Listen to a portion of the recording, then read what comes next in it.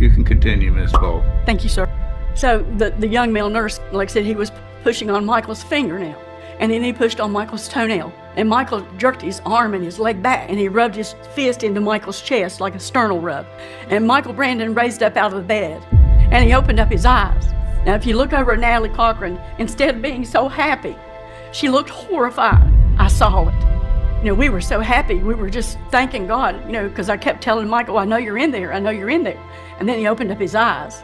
And what the male nurse did next is he walked around the bed and went over to Natalie, and he whispered in her ear, you know, I have to chart this. And Natalie shook her head, yes.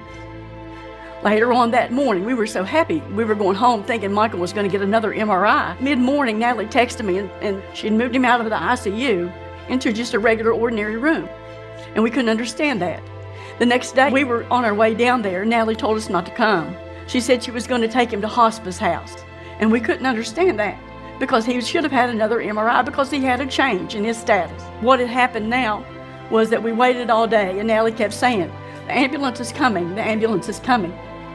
And what happened then, about 8 o'clock that evening, we waited all day for Natalie to get Michael to hospice house. 8 o'clock that evening, the preacher called us and said that Michael had arrived at the hospice house to come now. It won't be long. So we rushed to the hospice house to see Michael Brandon. Let me ask you what that is, Ms. Bolt. Is that your victim's impact? It sure is, sir. Okay.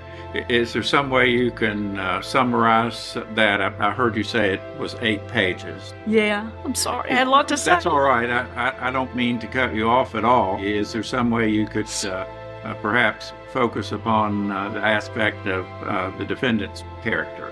Yes, sir. When she put Michael Brandon in hospice house and we went in to see him, he had already turned ashen gray. The nurse was coming in every 15 minutes giving him medicine. 2 days later, Natalie had a funeral for Michael Brandon. We would ask if we could have this person or that person to come. She would tell us no. So on the day of the funeral, the only ones that were allowed to come was myself and my husband Eddie and Michael's dad. That's all she would allow to come. After Michael died, we had suspicions and we tried not to do anything because we wanted a relationship with our grandkids. Nicole, she wouldn't respond to me anymore. And MAC, he sent me a text and he said, don't bother me anymore. I'm gonna block you.